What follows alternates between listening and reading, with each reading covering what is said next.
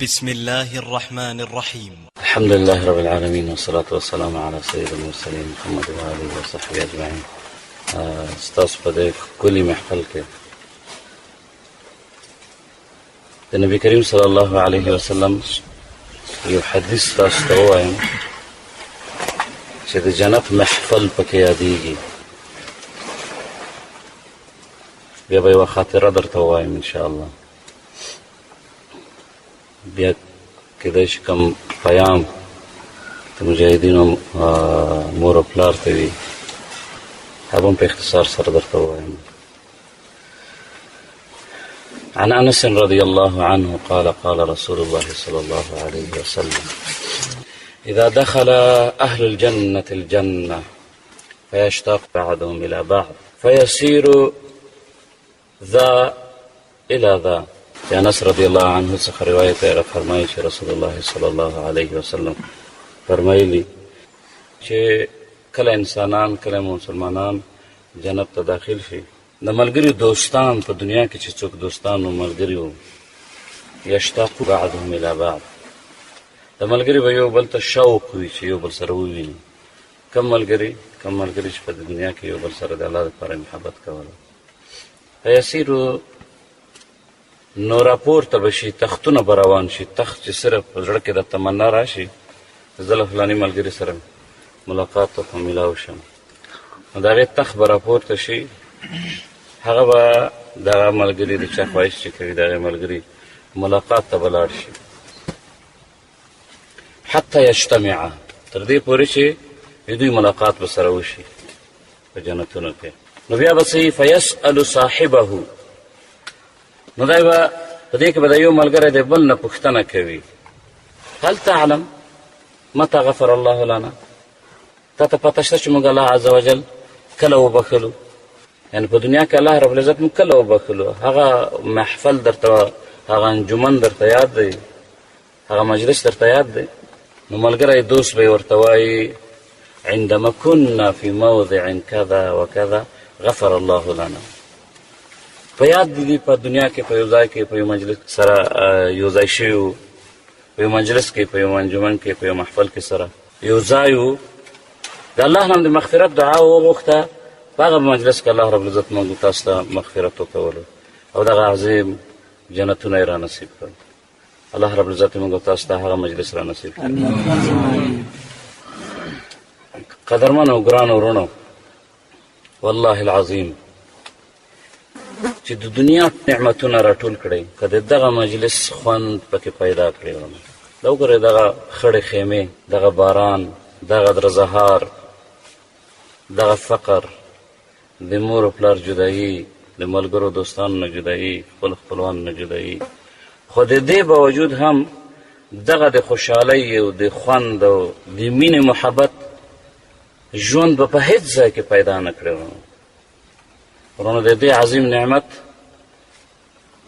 په قدر باندې موږ نه پوهېږو، ځکه الله رب العزت موږ ته راکړی دی. د دې پوښتنه دغه چا نه وکوئ څوک چې د دنیا په فتنو کې غرق دی، د چا په زړه کې چې هیڅ انسان ته مینه نشته، څوک چې د غمونو هم او غم څه د وجې نه د شپې خوبونه نه ورځي. په دنیا کې ګوري داسې څوک نه ورته ښکاري چې زړه چې په کتو سره یې زړه خوشحاله شي. داسې مینه نه پیدا کوي، داسې مینه نه لري، داسې محفل نه لري چې ورشي زړه یې خوشحاله شي. پکې زړونه یې له ملګرو سره ورشي، که چا سره کم تبسم وي، چا سره کومه خندا وي، هغه هم د زړه په سر باندې. کیدای شي د چا سره د دنیا ملګرتیا وي، د دنیا حرص او لالچ وي، خو داسې د زړه نه داسې مینه چې خالصتا د الله دپاره وي، هغه ورونه په دغه محفلونو کې وي. په دغه محفلونو کې هېڅ معلومات نشته چې زما دا ملګری، زما دا ملګری، زما دا ملګری د کم ځای راغلی، سبا به چېرته ځي. د الله په مینه باندې سره یو ځای کېږي، د الله په مینه سره جدا کېږي. ډېر داسې ملګري سره یو ځای شوي ناسته پاسته هم درلوده، نه پوهېږو چې هغوی چېرته دي. څوک په بندیخانو کې دي، څوک شهادتونه، الله شهادتونه ورنصیب کړل. هیڅ شي نه یې را جمع کړي، مګر د الله رب العزت مینې او محبت ورنه. نورونو دغسې محفل به په ورځ د قیامت هم موجود وي انشاء الله. المتحابون فی الله علی منابر من نور. ورونو په فرق به یې دا یي چې دغه د مینې او محبت مجلس او محفل او انجمن په دې خړه پړه خیمه کې دی، په دې سخت باران لاندې دی، په دې لوږه کې دی. هغه محفل به ورونو په داسې ځای کې نه وي، علی منابر من نور. هغه به په داسې منبرونو د پاسه وي چې هغه به د رڼاګانو منبرونه وي. یغبطهم الشهداء والانبیاء.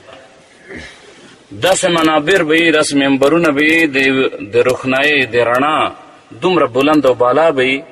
یغبطهم الشهداء، حتی چې شهیدان به هم په زړه کې تمنا لري. شهیدان چې الله رب عزت دومره لوی لوی مقامونه ورکړي دي، خو د دغه مقام به هم تمنا لري. په کومو مقامونو باندې چې هغه کسان ناست دي چې د الله دپاره محبت کوله. د الله رب العزت نه دعا کوو چې الله رب العزت موږ او تاسو ته هغه محفل را نصیب کړي. نبی کریم صلی الله علیه وسلم فرمایي لا تدخلون الجنة حتى تؤمنوا ولا تؤمنوا حتى تحابوا. تاسو نه څوک جنت ته نشي داخلېدی تر څو پورې چې مینه نه یې کړي یو له بل سره،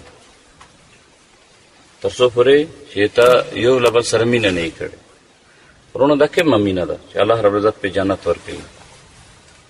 دا هغه مینه ده چې د الله په خاطر مینه یې. ورونو د قرابت په خاطر نه، د قریب سره خو د هر چا مینه یې. ورونو په اختصار سره وایم چې دغه نعمت ورونو بل چاته نه پیدا کېږي. ورونو دا که ته په کور په کلي کې ناست وی، د تا به مینه د الله دپاره چا سره وه؟ د ورور سره. د ورور سره قسم مینه یې، خو د وینې مینه ده، د قرابت مینه ده، د دوستۍ مینه ده، د کاکا زوی د ماما زوی سره، د کلیوال سره. بیا هغه خوند او لذت په هغه مینه کې چېرته دی؟ کومه مینه چې په داسې دوستۍ او رفاقت کې د ورونو چې هېڅ قرابت نه ورسره لري، حتی شناخت نه ورسره لري چې د کم ځای دی، خو بیا هم سره ناست دی، سره خورئ څښئ، یو له بل نه د الله په خاطر یو له بل نه سبقت اخلئ د الله تعالی د دین په خاطر باندې قربانۍ لپاره. نورونه دغه حدیث که خلک په کور کې وایي یا تاسو په کور کې لوستلی وای، چې څومره تمنا م کړی وای، دا دواړه حدیث مې چې درته وویلی چې المتحابون فی الله علی منابر من نور، دغه حدیث او دا حدیث چې تاسو جنت ته نسئ تللی مګر تر هغه پورې چې تاسو یو له بل سره مینه محبت ونه کوئ. ورونو که په کلي کور کې وای، ډېر تمنا به دې درلوده چې کاشکې داسې څوک پیدا سوي وای چې ما ورسره د الله طرف نه د الله په خاطر باندې مینه کړې وای، محبت مې ورسره کړی وای. خو شاوخوا چې دې کتلي وای ورونو داسې څوک به دې نه پیدا کړي، ځکه د مینه خو دو طرفه وي. ته به څوک په کلي کور کې د فتنو په وطنونو کې به داسې لله فی الله کس پیدا کړي چې تا سره مینه وکړي د الله په خاطر باندې. هلته مینې د څه په خاطر دی ورونو؟ خو یا به د همصنفۍ د درس مینه به دی ورسره، یا به د تجارت ملګری، یا به د یو شي ملګری، یا به د بل شي ملګری، خو داسې ملګری چې خالصتا د الله په خاطر باندې د مینه یې ورسره. ورونو دغسې ملګرتیا د جهاد په دې عظیمه لاره کې پیدا کېږي. او الله رب العزت مو د هغه د آخرت مجلس هم را نصیب کړي. د الله نه غواړو ورونو چې الله رب العزت هغه محفل هم را نصیب کړي چې یو له بل نه پوښتنه وکړو چې تاسو خبر یې چې الله موږ ته په کومه شپه باندې مغفرت کړی و، په کومه ورځ کړی و. او بیا ورونو دغه د جهاد د سنګر دغه ورځ او د شپه یاده کړو چې په هغه شپه باندې. نورونو دا یو حدیث و چې ما تاسو ته په دې مجلس کې ډالۍ کړو. الله رب العزت عمل کول توفیق رانصیب. ورونو یوه خاطره درته وایم. په دې ملګرو کې بعضو ملګرو مور او پلار ته د مجاهدینو مور او پلار ته پیغام ولېږلو، پیغام یې وویلی چې آیا تاسو اولادونه د دې په خاطر جهاد ته نه رالی دي چې مړه به شي، د وخت نه مخکې څوک مړ کېږي. ورونو زه یو خاطره درته وایم، داسې ژوندۍ خاطره چې ما په خپلو سترګو لیدلې. زه یو وخت د یو شهید په غایبانه جنازه کې شریک شوم. الله دې شهادت قبول کړي.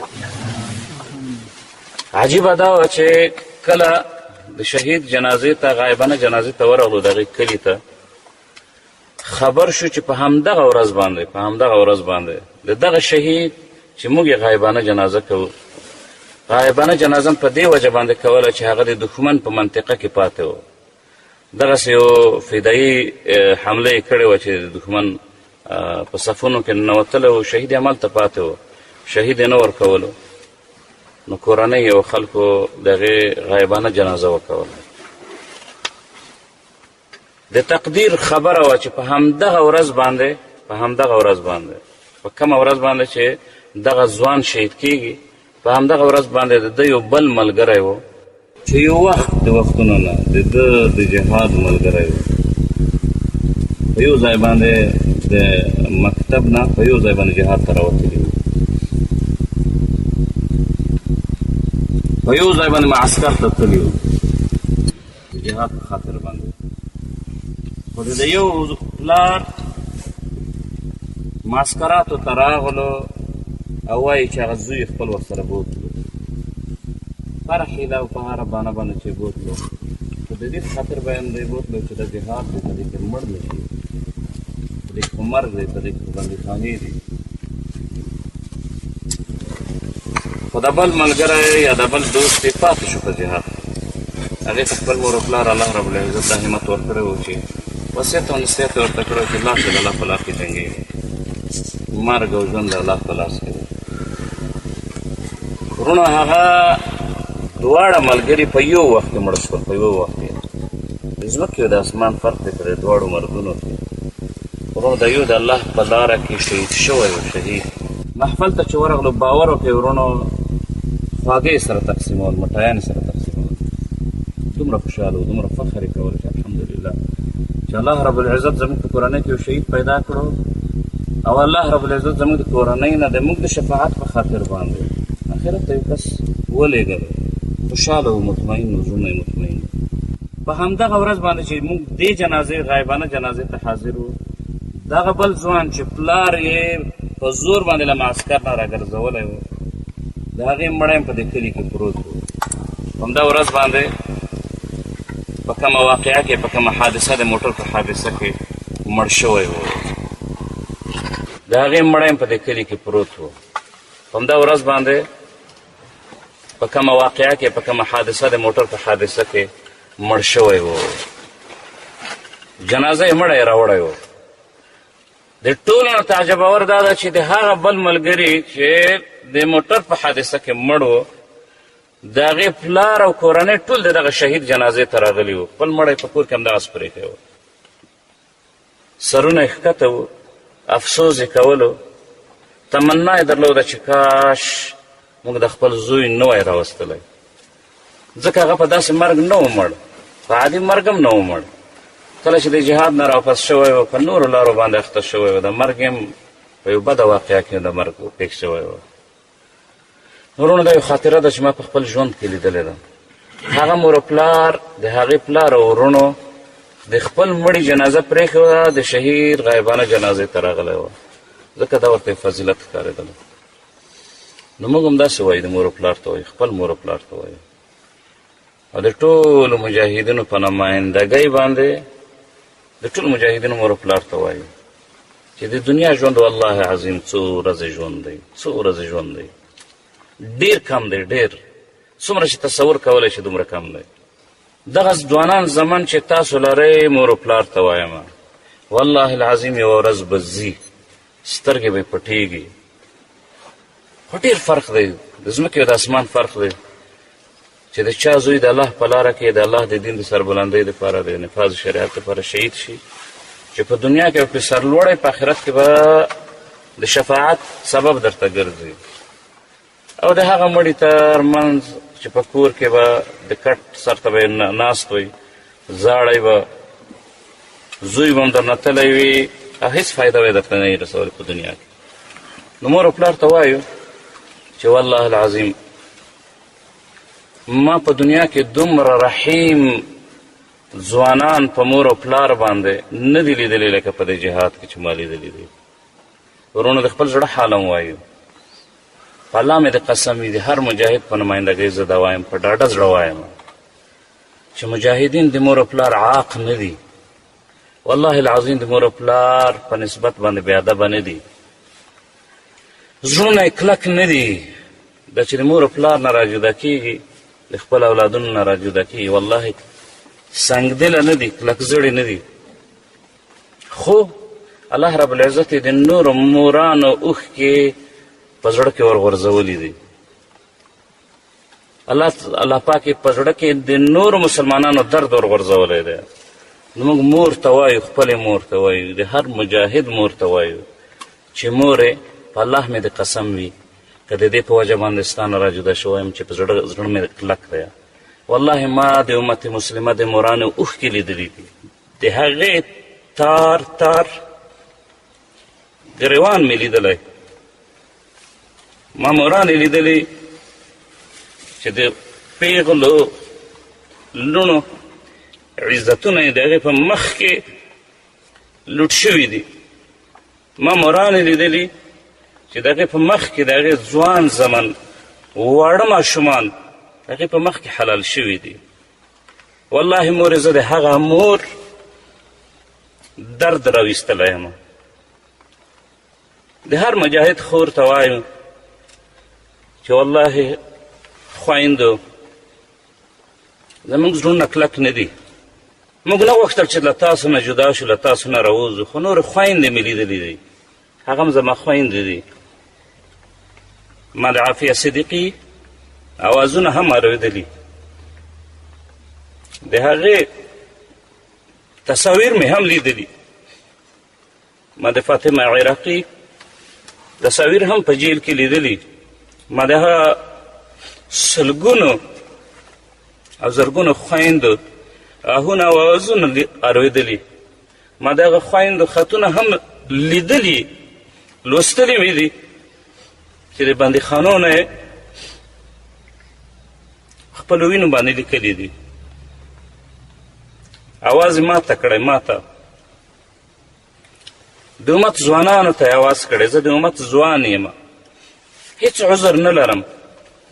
خویندو ته وایو چې په الله مې د قسم وي د دې وجه نه تاسو نه نه راجدا شوي، په دې وجه نه راجدا شوي چې زموږ زړونه کلک دي، بلکې موږ د هغه خویندو اوازونه اورېدلي دي، د هغې آهونه مې اورېدلي. تاسو خو الحمدلله په خپل کور کې باعزته ناست دی. موږ د هغه عزتونو د انتقام په خاطر راوتلي یو، د چا عزتونه چې د یهودو او نصاراو په لاس باندې لوټ شوي دي، تار تار شوي دي. موږ خپلو کورنیو ته وایو، کوروالو ته وایو، خپلو بچیانو ته وایو چې په الله مې د قسم وي په زړونو کې ستاسو درد مینه همیشه دپاره موجوده وي. هرګز مو نه غوښتل چې ستاسو نه لرې شو، جدا شو. هرګز نه غواړو چې ستاسو دپاره سوری نه شو. خو موږ داسې ماشومان لیدلي چې د یهودو او نصاراو په بمونو باندې سوځېدلي، ذبحه شوي، حلال شوي، ژوندي په اور باندې سوځېدلي دي.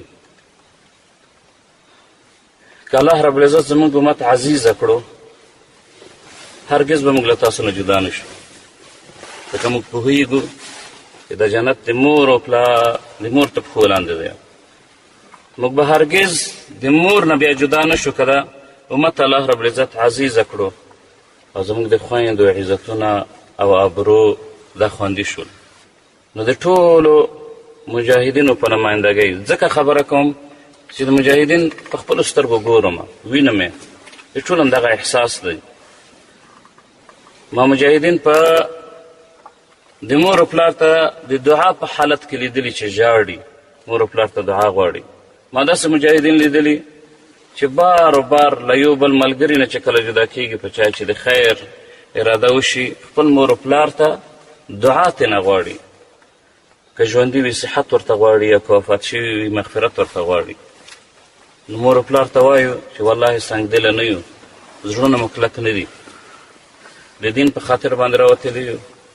څو ورځې ژوند دی، ډېر کم ژوند دی، ډېر کم ژوند دی. ورونو، خویندو، ورونو، مور او پلار، بچیانو، دې ټولو ته وایي، کورنۍ ته وایي، خپل کوروالو ته وایي چې ډېر کم ژوند دی. که داسې وایم چې د ګوتو په شمېر دی ورونو، د ګوتو په شمېر باندې هم نه دی، له دې نه هم کم دی د آخرت سره چې مقایسه کوي. ابدي ژوند را روان دی، ابدي ژوند، کوم ژوند چې نه ختمېدونکی ژوند دی. نن یو څو ورځې سختي تېره کړئ، د خپل اولادونو جدایي تېره کړئ، په آخرت کې بیا جدایي نشته. په آخرت کې به همیشه همیشه انشاءالله سره یو ځای یو. که الله زموږ شهادت قبول کړي، الله زموږ نه راضي شي، الله موږ سره وعده کړې ده چې د خپلې کورنۍ نه به 80 کسانو شفاعت قبلیږي ستاسو. خویندو ورونو ته وایو، مور و پلار ته وایو، دوستانو او اقاربو ته وایو چې تاسو موږ ته صرف دغه دعا وکوئ چې الله رب العزت موږ ثابت قدمه وساتي. موږ ته دا دعا وکوئ چې زموږ شهادت قبول شي. په آخرت کې به بیا نه ختمېدونکی ژوند او نه ختمېدونکی ژوند به یې ورونه ته بیا د سره جدایي نه وي. د هغه ژوند په خاطر باندې، د هغه عظیم ژوند په خاطر باندې، د هغې په امید باندې موږ ته مغفرت وکوئ، موږ وبښئ. نو دا مور و پلار ته، د ټول مجاهدینو مور و پلار ته، خپل مور و پلار ته، ټول مجاهدینو مور و پلار خویندو ته د پیغام دی، د مجاهدینو په نمایندګۍ باندې ورته پورته کومه، ورته رسومه. په اخره کې دعا کوو ورونو، لاس پورته کوو، دعا کوو. که الله وکړي چې زموږ دغه ښکلی محفل دا د دې سبب شي چې په آخرت کې یو له بل نه پوښتنه وکوو چې هل تعرف متى غفر الله لنا. دعا وکوئ. الحمد لله رب العالمين، والصلاة والسلام على سيد المرسلين محمد وآله وصحبه أجمعين. اے اللہ، اے کریم ذاتا، اے رحیم ذاتا، اے رب العالمین، یا کریم یا رحیم. یا الله ستا د رضا په خاطر راوتلی یو، یا رب ستا د رضا په خاطر راوتلی یو. یا الله موږ کمزور یو، یا الله زموږ مغفرت وکوي. یا رب کریم زموږ په ضرباتو کې برکت واچوي یا رب العالمین. یا رب که موږ رښتیا هم د امت د غم او د عزت په خاطر باندې راپورته شوي، یا رب زموږ جهادونه قبول کړي. یا رب زموږ په منځ کې مینه او محبت واچوي. یا الله موږ په کفارو، منافقینو او مرتدینو باندې غالب کړي یا رب. یا رب زموږ امارت اسلامي دوباره قائم کړي. یا رب زموږ امارت د خلافت پایلامه وګرځوي یا رب. یا رب العالمین زموږ په وینو باندې د اسلام د باغچه خړوبه کړي یا رب العالمین. یا رب زموږ په ککریو باندې د اسلام مناره جګه کړي. یا رب زموږ په ککریو باندې د اسلام مناره جګه کړي. یا رب ته موږ ناراضي شو، موږ ته ناراضي یو. یا رب العالمین زموږ مغفرت وکوي، مینه او محبت منځ کې واچوي. یا رب العالمین جهاد مو قبول کړي، جهاد مو قبول کړي. امیرانو ته هدایت وکوي، مینه او محبت زړونو کې واچوي یا رب العالمین. یا رب العالمین په ټول عالم اسلام کې اسلام ته بری ورکړي. کوم زموږ بندیان دي یا رب العالمین هغوی ثابت قدمه لري. یا رب العالمین زر ته زره یې د کفارو له منګولو څخه راخلاص کړي. یا رب العالمین زر ته زره یې د کفارو منګولو څخه راخلاص کړي. زخمیانو ته هم شفا ورکړي، زخمیانو ته هم شفا ورکړي. موږ ته د سعادت ژوند، د شهادت مرګ را نصیب کړي یا کریمه یا رحیم. یا رب په دغه محفل کې چې سره ناست یا رب ستا د دین په خاطر زموږ آخري محفل مه ګرځوئ یا رب العالمین. یا رب العالمین ستا د دین په خاطر به بار بار سره جمع کړئ یا رب. په دغه مینه محبت مو سره مړه کړئ، په دغه مینه محبت مو سره شهیدان کړئ یا رب العالمین. په دغه مینه محبت مو دوباره د آخرت په محفل کې سره راجع کړئ. آمین یا رب العالمین. سبحان ربک رب العزة عما یصفون وسلام علی المرسلین والحمد لله.